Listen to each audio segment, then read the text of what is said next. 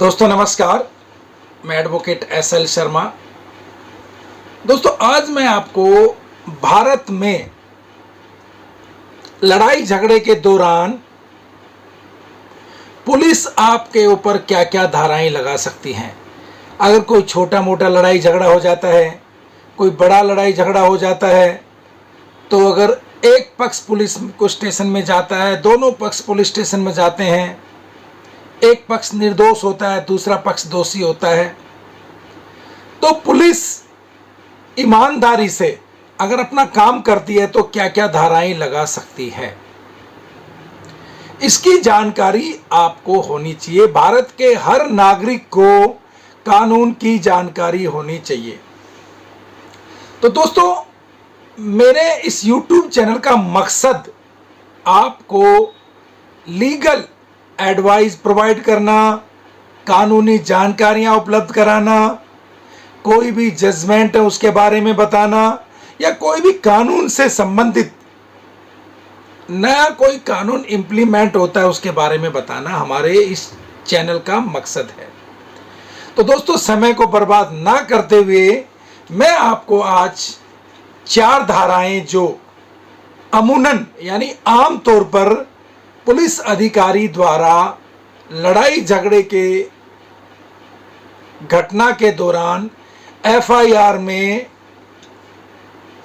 पाई जाती हैं या लगाई जाती हैं। तो कौन कौन सी वो धाराएं, 4 धाराएं हैं जो पुलिस आपके ऊपर लगा सकती हैं, आपको जानकारी होना चाहिए। अगर आपके ऊपर कोई छोटी मोटी धारा बनती है और पुलिस आपको डरा रही है या कोई और अन्य आपको डरा रहा है, तो इसलिए आपको इन जानकारी होनी जरूरी है। तो दोस्तों सर्वप्रथम स्टार्ट करते हैं धारा 323। जब कोई 2 पक्ष आपस में लड़ते हैं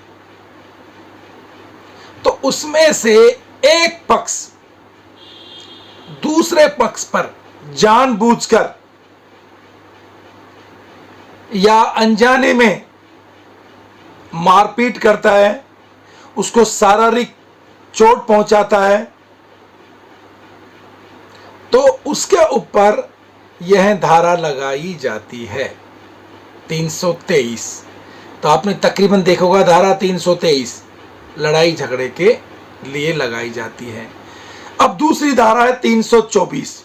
यदि किसी व्यक्ति द्वारा दूसरे व्यक्ति पर या किसी एक गुट द्वारा दूसरे गुट पर जानलेवा घातक हमला किया जाता है, तो जिसके परिणाम स्वरूप पीड़ित व्यक्ति की जान खतरे में पड़ सकती है, तो उस समय यह धारा लगाई जाती है।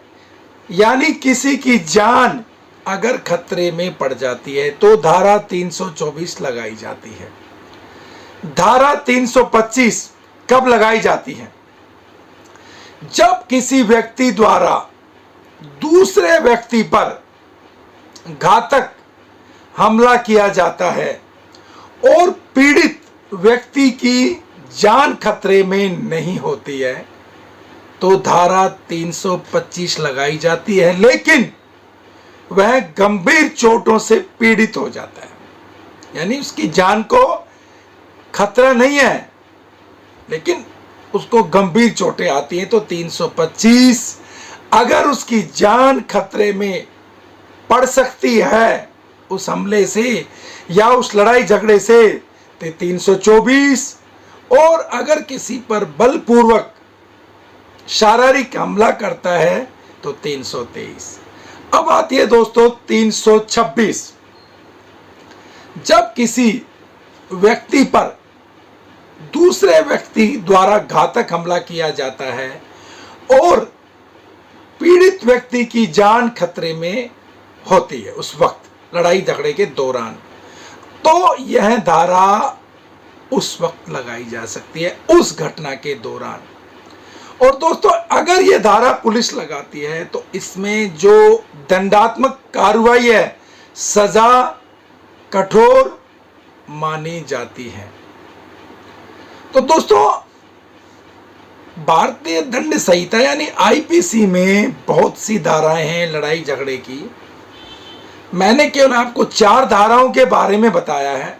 अगर आपके साथ भी कोई ऐसी घटना घट जाती है और पुलिस अगर आपकी एफआईआर दर्ज नहीं कर रही है, तब आप अपने किसी लोकल अधिवक्ता यानी वकील साहब से संपर्क करके उनकी गाइडेंस में एक शिकायत नजदीकी थाने में दीजिए या अपने वकील के साथ जाके शिकायत दीजिए। तो दोस्तों, जो पुलिस या पुलिस स्टेशन के जो इंचार्ज होते हैं, जो प्रथम सूचना रिपोर्ट अगर दर्ज करते हैं, तो भारतीय दंड संहिता 1860 के कानून के मुताबिक वो धाराएं दर्ज करते हैं। उसमें अभियुक्त का नाम, पता और अभियुक्त पर लगाई गई धाराओं का विवरण होगा। कंप्लेंटेंट कौन है उसका विवरण होगा। घटनाएं कहाँ घटी हैं, इन सब का विवरण प्रथम सूचना रिपोर्ट में होगा। तो दोस्तों, अगर आपके साथ भी लड़ाई झगड़ा होता है, आपके किसी मित्र के साथ होता है या किसी रिश्तेदार के साथ होता है, या कोई आपसे जानकारी मांगता है, अगर आपको पता है तो आप उसकी मदद करें या फिर लोकल अधिवक्ता यानी लोकल वकील की मदद लें, उसकी सहायता लें। तो दोस्तों, हमारे द्वारा दी गई जानकारी अगर आपको अच्छी लगी हो तो प्लीज़ लाइक कीजिए, सब्सक्राइब कीजिए, कमेंट्स ज़रूर कीजिएगा।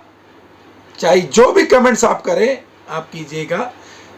हम अपनी कानूनी जानकारियां आपको इसी प्रकार से उपलब्ध कराते रहेंगे। और अगर हमसे भी कोई मदद चाहिए तो आप हमें ईमेल कीजिए या कमेंट्स बॉक्स में कीजिए, हम आपकी मदद करने की कोशिश करेंगे। दोस्तों नमस्कार, जय हिंद।